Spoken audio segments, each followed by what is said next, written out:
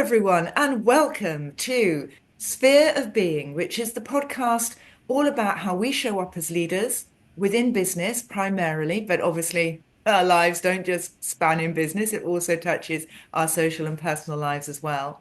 And what we want to do is to optimize how we come across, how we are dealing with ourselves from a heart-centered approach, so that from a customer's perspective, from suppliers, from employees, we're showing up in the way that's advantageous for all. And today I have a guest who has a career in corporate finance. He is a corporate finance partner for Logros Advisory Partners. And what he does is he helps entrepreneurs and owner managers to buy and sell businesses and to raise funds for their business growth. So, Ron Hully, welcome to the show. It's lovely to have you with us today. Thank you, Deborah. Great to be here. Fantastic. And what I was going to ask you is, because I'd like you to let the listeners and the audience know, what have you done in the past and how have you built up your credentials? So I started as a chartered accountant with Deloitte in Newcastle, which is where I'm from originally. Transferred into their corporate finance advisory partners, doing similar work to what I do now. And then took a bit of a departure from that and went to work for some large property businesses for a number of years. St Modwyn Properties, which is very heavily focused on regeneration, town centre regenerations, bringing challenging brownfield sites back into use. And then after that, I went to work for the Parham Private Office, which is it's very heavily into food and hospitality. So it owns a lot of restaurants, owns brands people will be aware of like Carluccio's, Gourmet Burger King, Ed's Diner, Giraffe Restaurants. And I did a lot of M&A work there. So we bought Giraffe Restaurants while I was there. We bought Ed's Diner. We bought a number of turkey businesses, strangely enough, including Bernard Matthews Foods was the largest business in Turkey called, in Ireland called Grove Turkeys. A business in Hungary called Shaga Foods. So a lot of M&A, corporate finance type work, but in a wider finance director role. And then I went to work for a business in my town here in Solihull, BPG, property development business, again, family-owned entrepreneurial business, and worked for them for a number of years, doing again regeneration type property developments, converting offices into apartments or student accommodation. And then more recently just joined Logros, going back to what I used to do at Deloitte years ago, advising clients on raising funds and doing deals, if you like, rather than doing it in-house as a finance director, as I have done in more recent years.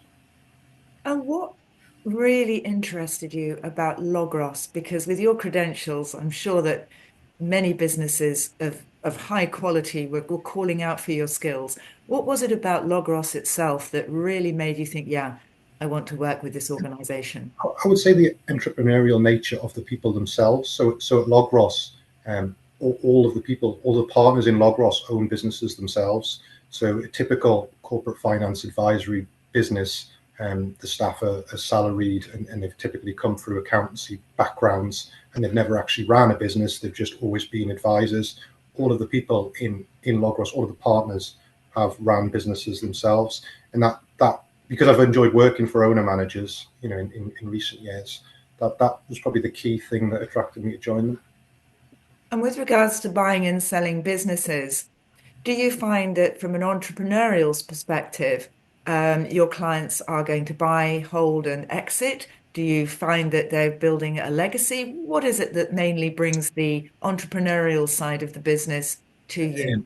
It varies. So some of them want to raise funds to expand. So, for example, I've been talking to a restaurant business recently, which has got a very, very nice established restaurant in Manchester, but they want to. So this is a high-end restaurant, so they want to expand into London, and they've got a site in Knightsbridge, which they want to raise funds to expand into that site and really take their sort of restaurant concept to the next level with a flagship restaurant in London.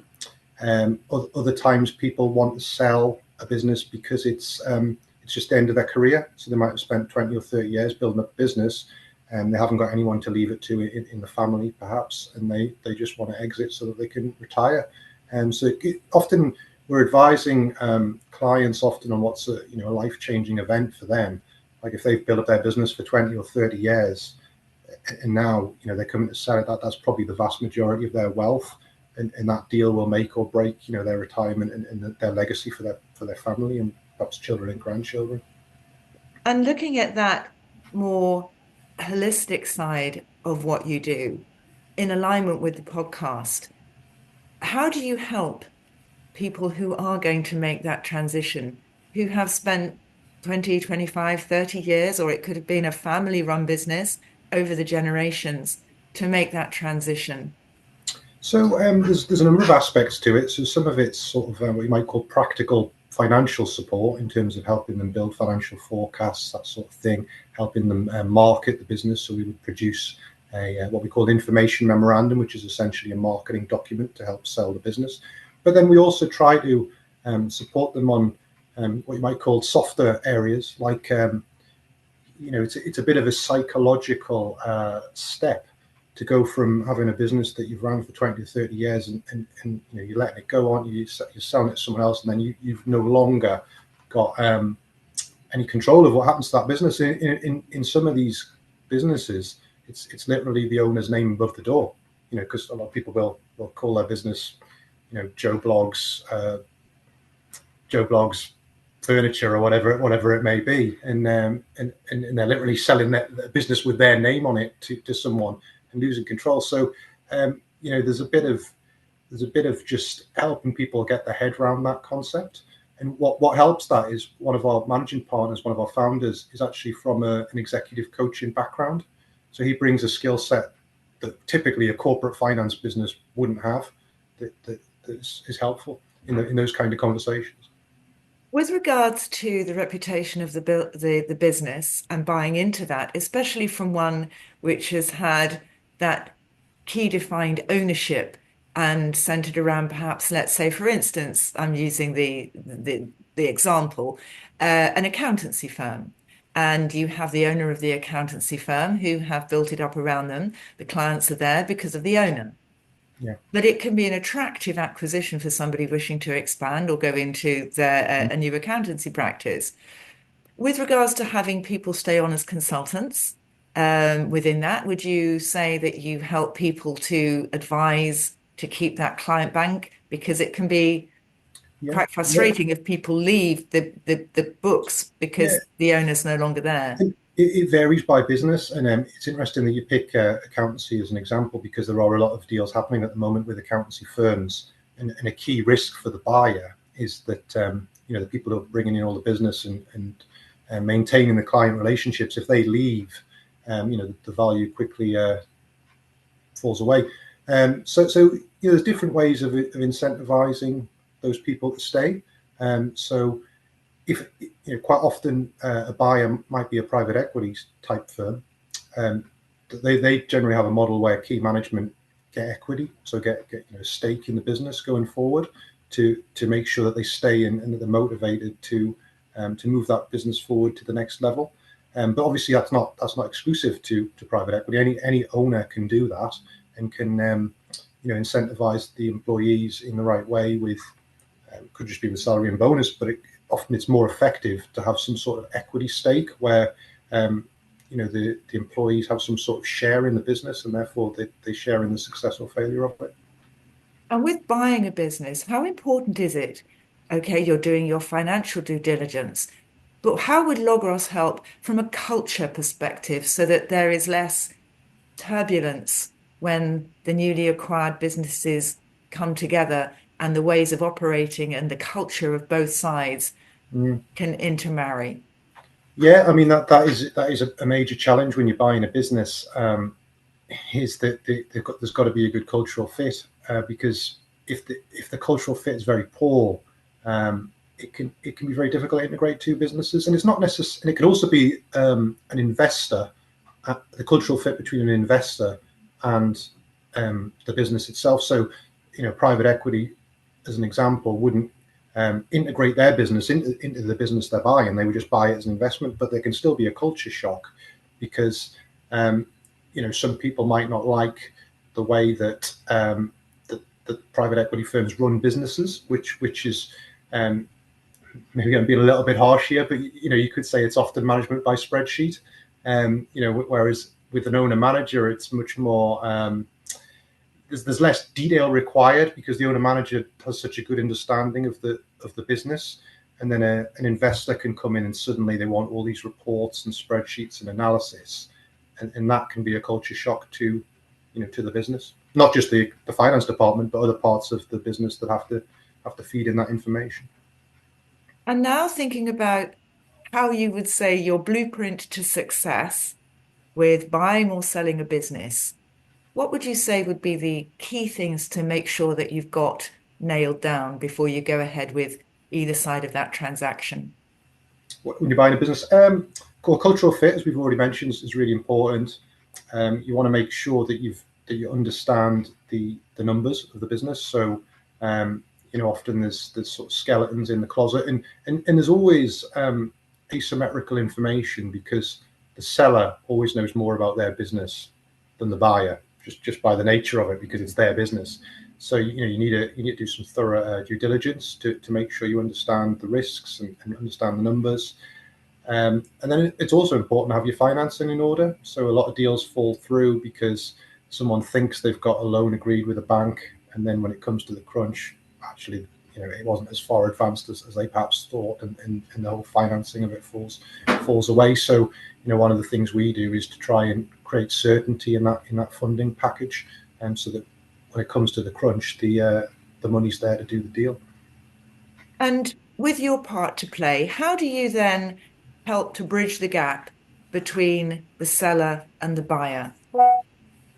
Well, that really is, I guess, the crux of our job. We're essentially middlemen in the sense that if the buyer and seller just go sort of toe to toe, often there can be disagreements. There can be you can quite quickly get into sort of intractable positions. Whereas part of our role is to try and keep a smooth negotiation going between the buyer and the seller, and typically there'll be an advisor on both sides as well, and often multiple advisors. So we would work alongside corporate lawyers generally, and similarly be the same on the other side. And it's trying to, so in a sense, we're providing sort of technical and financial expertise, but we're also providing more sort of soft skills in terms of negotiating and running a smooth process without the owner necessarily having to always be toe to toe with the party on the other side, whether they're buying or selling. And by doing that, we help create a smooth process and iron out problems that arise. There's always going to be unexpected problems that arise in any transaction, and we've got to help find solutions to those. Can be a stressful time until things are over the line, because it's never there until the ink is dry. What do you do to help people allay their fears, keep people on board, make sure that everything is, when it can be, running smoothly? Yeah, well, I mean, planning before you go into the transaction is key. So we've been doing quite a lot of posts on LinkedIn trying to stress this point, that getting your ducks in a row early before you start the process is key, because it's a massive distraction from actually running the business once you get into a sale process. And what you see very often is the actual core business starts to fall apart while the deal is going on. Not necessarily fall apart, but underperform while the deal is going on, because the key people are distracted from the day job by doing the actual sale process. So the more of that you can front load before you actually get into the sale process, the smoother it's going to be. It's also very important to understand additional pressures that are going to be put on certain people who might not necessarily be the beneficiaries of the sale. So a classic example would be someone like a financial controller who might need to, if you're selling the business, they're going to have to probably field the majority of the information and queries on the financial due diligence coming from the buyer, and that's going to put them under a lot of pressure, and they're not necessarily a beneficiary of that sale. So a good thing to do is to put something in place, an incentive of some sort, so that they do become a beneficiary, and that could be like a completion bonus or something like that, which just incentivizes them to probably, I guess, work a little harder, because that's the reality of it. They're probably going to have to put in some extra hours, and it's better if they're motivated and doing that from a place of positivity rather than a place of feeling that, being forced to do it. And when would you say would be a good time, either on the buy side or the sell side, to get Logros involved? As early as possible, I would say. So even 2 or 3 years away, if someone's thinking about selling, we'll go and speak to someone for free. If they're 2 or 3 years away, we're not expecting them to sign up to an engagement letter and pay us money, because that's just not realistic. So, but we're happy to have high level conversations and give them some high level advice for free. And we're not doing that purely from the goodness of our heart. We're doing that also from commercial reasons, because we want to build the relationship so that in 2 or 3 years' time, when they are due to sell, they would hopefully bear us in mind as their advisor. And not everyone will, and if we go and speak to someone for a couple of hours and give them some free advice, and they never use us again, there's no hard feelings. That's just the nature of our job. And it's always interesting to go and speak to business owners as well, even if nothing comes of it. And what type of businesses are those that you deal with the most? All sorts. So we've got different partners who specialize in different areas. So we've got a partner who does a lot of tech businesses. I tend to get things which have a property angle to them, because I've got a lot of background in property. So it doesn't necessarily mean it's a pure property business, but it could be it could be like a restaurant business that owns property, or it could be a restaurant business that has complicated lease arrangements, or it could be a straightforward property business like a house building business, or just a commercial property business that needs to refinance some loans, or needs to sell some of its property, or is looking to acquire. I mean, there's businesses out there that are constantly looking to acquire. That's just what they do. They build a portfolio of property. So I've got a business that I'm talking to who's just basically got a remit to just keep buying, hundreds of millions of pounds of property per year. So his view is, well, just keep sending me deals. So it varies, but I tend to do things predominantly that have some sort of property angle. And we have other partners who specialize in other areas, like industrial businesses, tech businesses, and some who are just a much more broader church, really, of skill set across different sectors. Yeah. And with now moving on to the finance side of things and raising funds, tell us a bit about that side of the practice. Yeah, so typically it's for growth, but it could also be that typically loans come with an expiry date. So it could be that the loan that they've got is expiring and they need to refinance it. But more often it's because they want more money to grow the business.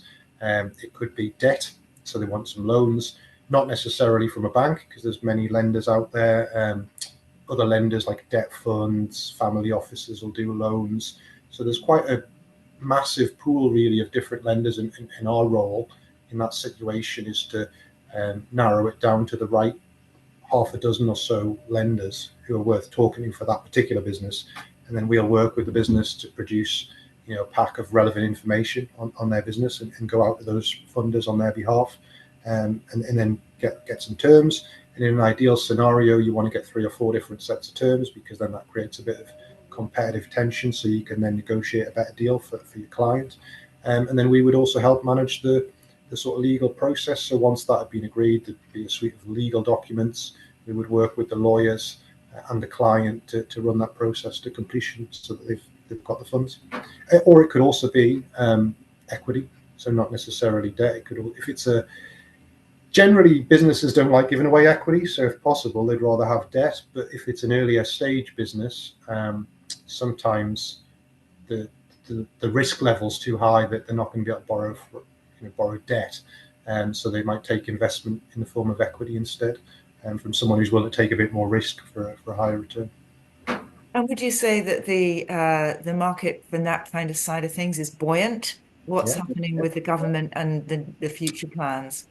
I wouldn't say that. I would say it is buoyant, and I wouldn't say the government is really having much effect one way or another. What happens in the financial markets and what the government are doing, I would say, tend to be quite separate generally. the time when it, when you get certain periods when it's difficult to borrow money, like in when I worked for Deloitte in corporate finance, it was during the credit crunch, and then it was extremely difficult to borrow money. But generally in the UK, it's not that difficult to borrow money if you've got a good business case. There's plenty of lenders there. It's a very competitive lending market. You've got everything from the banks that everyone's heard of, like Barclays and Santander, up to obscure debt funds and family offices that nobody's heard of. And there's a whole range of different products, different prices, different views on what security is required to get that loan. So it's a very buoyant market, and yeah, for the right borrower, the right business, there's no problem getting funding at the moment. And from Logros's point of view, what's your sweet spot with the types of clients that you help? I would say entrepreneurial owner managers is our sweet spot. We do work with private equity firms as well, but that we would say we target owner managers and people who are in the business, running the business. It's their business. That is what I would class as our sweet spot. And what kind of uh, levels of funding are you looking at for your clients? Generally, sort of £5 million upwards. So at the moment, I'm talking to someone about a £15 million loan, and someone else about an £8 million probably equity raise, and someone else who's looking at sort of 5 to 10 million initially, but with a project that ultimately could result in a few hundred million of funding, a large property project. So yeah, generally 5 million upwards, but the upward limit could be over 100. And what kind of skin in the game do the people looking for funding have to have? Well, they always have to have skin in the game, because no funder with any sense is going to give money to someone who doesn't have skin in the game. Um, it varies because it depends on what kind of borrower it is. So if it's like a management buyout, the management typically haven't got huge amounts of money, so to expect them to put down 20 or 30% on say a £20 million deal is just not realistic, because if there's people who've been salaried employees, they're not going to have £4 or £5 million between say three of them. So in that situation, it's quite common. If it's like a management buyout, it's quite common that their 1 year's gross salary would be what each member of key management would put in as their investment. But if it was a more, if it wasn't an MBO type deal, if it was someone who actually, well, if someone already owns the business, then effectively they're putting everything at risk, really, because that's usually their main asset, where the vast majority of their wealth is. If you're going out to borrow against property, generally you need to put down anywhere between sort of 20 and 40%, I would say, would be common on a large property loan, and the pricing reflects how much. Just like with a mortgage on your house, if you put more down, you get better pricing. If you put less down, the bank takes more risk, and you pay a bit more. But typically on like a property development or a property investment loan, 20 to 40% would be what the borrower would put down of their own money. And difficult question to ask, because it's a bit of a how long is a piece of string, but what kind of timeframes are we looking at?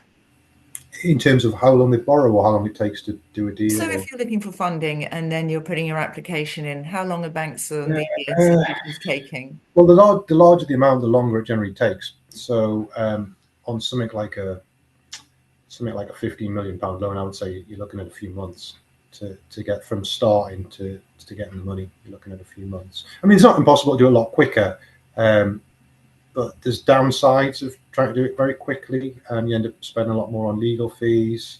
There's more risk of mistakes in the agreements that end up causing you a problem later. So to do it comfortably on a significant loan, I would say you're looking at a few months, and similarly selling a business, you're looking at a few months or even longer, depending on how ready you are when you start the process. But from going to the market to actually completing the deal, if you're selling a business of size, to get it done in 3 or 4 months, you'd be doing quite well. And bringing it back to the funding side, as I asked the question before, when should a an individual or a group of people who wish to buy a business or secure loan for their existing business for growth, as you said, when should they start to be getting in touch with you? Like I say, the earlier the better. We're always happy to speak to people. Initial conversations. There's no charge. We're happy to have a couple of meetings. You know, giving verbal advice for a couple of hours in a meeting. We're not going to charge someone for that.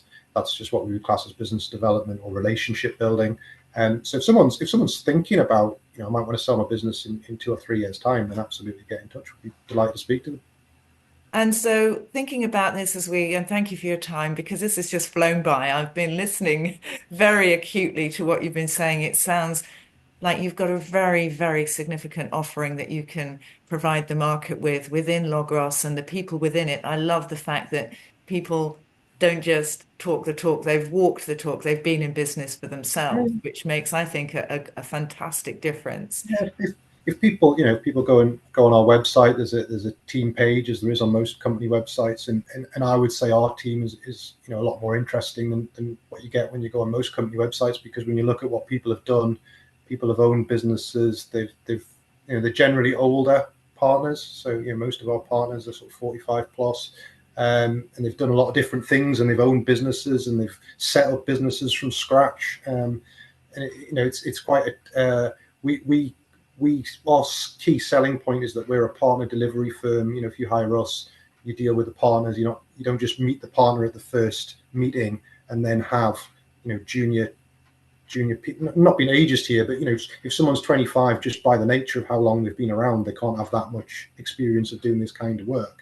And what you'll often get with some of the big accountancy firms is the partner goes to the first couple of meetings, but actually the work's being done by relatively inexperienced people. Whereas with us, the client is just dealing with the partners day in, day out, and it's the partners that are delivering the transaction for them. That's what I would consider to be our key selling points. So if you go on the website, or if anyone goes on the website, they'll see that it's mostly partners on there, because we don't have lots of junior staff. The work is done by the partners. And is whereabouts in the country do you do your business? Anyway, so I'm personally based in Solihull. That's where I live. So my office is in Solihull because I like to have an office that's next to my house, so I can walk to work. But I cover the West Midlands. We've got a partner who's just joined us in the Cambridgeshire area, and we've got another partner in Leeds. And Logros was started in Manchester, so we've got four partners in Manchester, and we're looking to expand further afield.